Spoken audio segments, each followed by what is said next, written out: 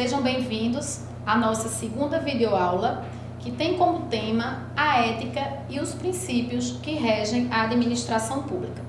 Como vocês viram, a nossa primeira competência, nós tratamos da ética e da moral. Vimos a distinção entre elas e agora, nesta competência, nós iremos tratar dos aspectos jurídicos da ética na administração pública. E daí nós vimos aqueles princípios que estão esculpidos lá no artigo 37 da Constituição, que a gente até colocou aquela siglazinha lá do LIMP, que é o princípio da legalidade, impessoalidade, moralidade, publicidade e eficiência. Eu vou falar rapidamente a vocês, para a gente só relembrar esses princípios, e nós vamos adentrar no que realmente nos interessa para esta videoaula. Pois bem, o princípio da legalidade, como vocês sabem, como vocês estudaram, é aquele que diz que ao administrador público só cabe fazer aquilo que está previsto e determinado em lei. Este princípio rege toda a administração pública.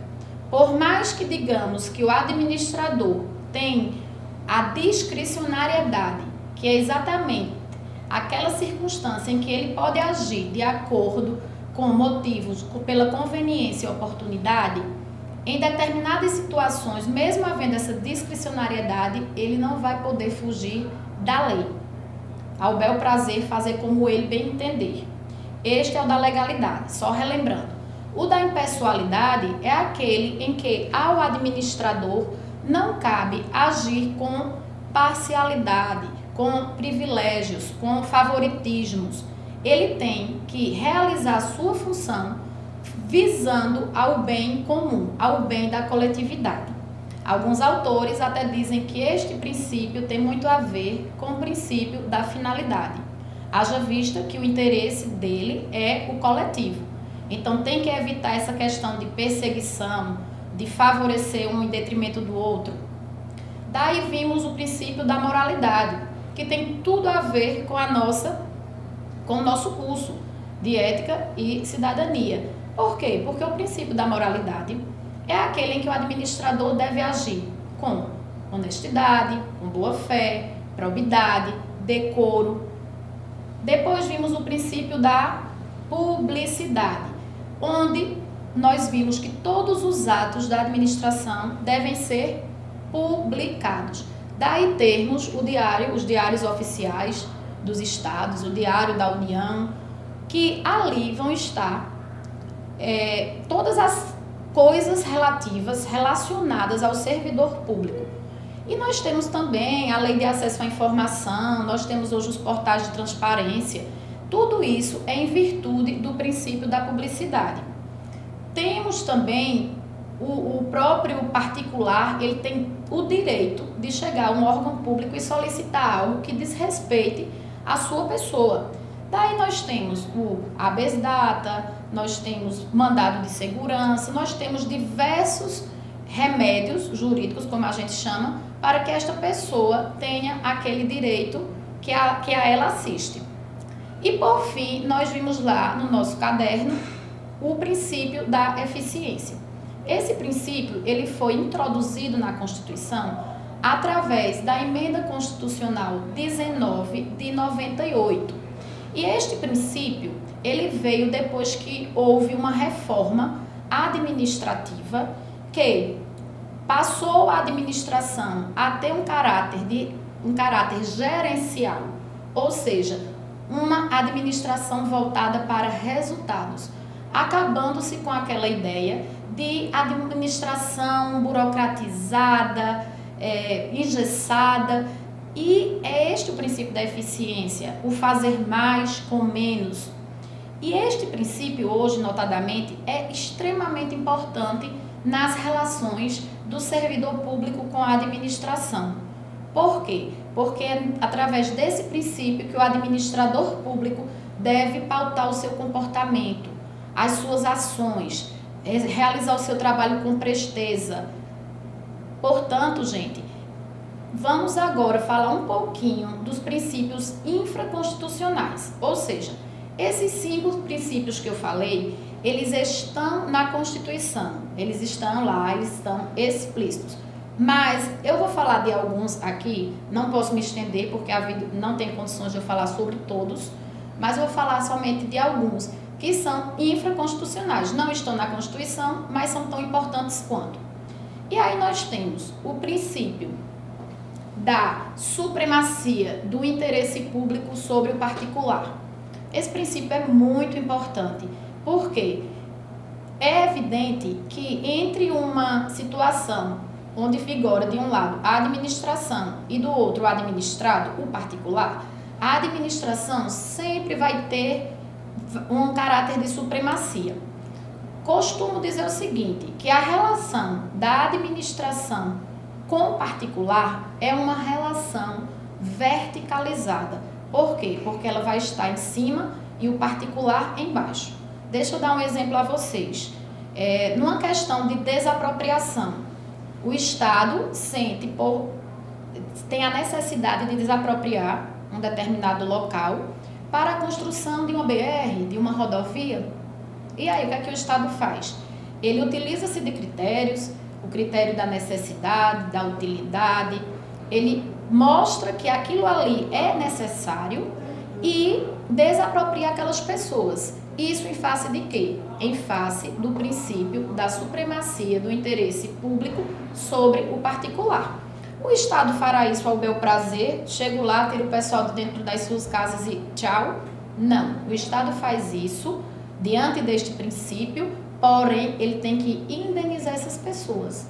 Então vocês percebem que existe uma relação de verticalidade da administração para o administrado, é diferente de uma relação entre duas pessoas, entre dois particulares, onde você celebra um contrato com alguém e você e esta pessoa vão ter os mesmos direitos e os mesmos deveres. Daí nós falarmos que é uma relação horizontalizada. Então, supremacia do interesse público sobre o particular é um princípio infraconstitucional também da administração pública. Aí nós temos, de acordo com a Lei 9784/99, nós temos o princípio da razoabilidade, da proporcionalidade, o princípio da continuidade, que é aquele que diz que o serviço público ele tem que ser contínuo, ele não pode parar. Vejam quando existe uma greve da polícia, por exemplo. Rapidamente o judiciário já decreta esta greve como ilegal e manda os policiais voltarem à rua, alegando o quê? O princípio da continuidade, que não pode a prestação de serviços à coletividade parar para reivindicar direitos, né? Isso gera bastante discussão no direito, inclusive, mas é feito isso com base no princípio da continuidade. É a mesma coisa quando se para um hospital, uma escola pública. Isso gera um caos à coletividade muito grande. E daí nós temos diversos princípios, o princípio da indisponibilidade do interesse público, nós temos inúmeros princípios. Mas o que é que eu quero nesta videoaula dizer a vocês? O que é importante?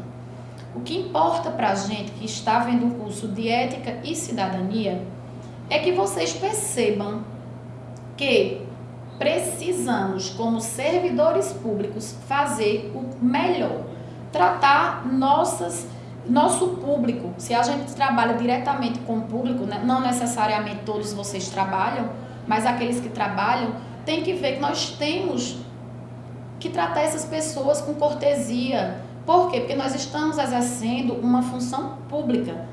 Alguns são concursados, outros não são, mas a gente está prestando um serviço ao coletivo, à coletividade, à sociedade. Então, também temos que desmascarar essa questão de que o servidor público, todo servidor público é preguiçoso, todo servidor público não trabalha. Eu acho que até que vocês já devem ter ouvido muito isso por aí, né? Que o serviço público ele não funciona, que a administração pública é engessada. Então, o que eu quero é que vocês reflitam a postura de vocês dentro do trabalho de vocês, né? Temos que acabar também com esse jeitinho de colocar lá pessoas que apadrinhado de alguém e está ali porque conhece. porque é filho, porque é primo, e não por mérito, por competência, por capacidade. Então, pessoal, vamos lembrar que a gente precisa agir conforme a ética e a moral. Não adianta vocês fazerem cursos, não adianta a gente ler a respeito. Se não temos o senso de justiça, pessoal, se não temos essa atitude ética, se não temos essa moral que está em nós, se nós não colocarmos isso em prática, não adianta a gente teorizar. Portanto, se a ética tem a ver com a melhoria das pessoas, também tem a ver com a melhoria das instituições. Daí, nós devemos valorar os mecanismos que ajudam ao administrador comportar-se eticamente, através de códigos de comportamento, como existem os estatutos das empresas por aí, a aplicação das normas de controle. Hoje nós sabemos que temos mecanismos de controle. Hoje nós temos os portais de transparência, hoje nós temos a lei de responsabilidade fiscal, hoje nós temos diversas legislações que visam controlar. Nós temos o Tribunal de Contas, os tribunais de contas para fiscalizar. Então, temos os conselhos também. Então, nós precisamos agir com moral. Nós precisamos colocar para fora essas atitudes que a gente sabe que são corretas. Não adianta, mais uma vez repito, teorizar e não pôr em prática. Essa é a reflexão que eu deixo aqui para vocês. Você, como cidadão de direito, você, como servidor público, o que tem feito para mudar sua atitude, tanto na sua vida cotidiana, no seu dia a dia, quanto no seu ambiente de trabalho? Será que você tem buscado tratar os outros, tratar as pessoas com urbanidade, com respeito, com honradez? Como você tem se portado? Então, finalizo aqui esta videoaula, deixando para vocês essa reflexão, que nós poderemos discutir essas questões lá no ambiente virtual de aprendizagem.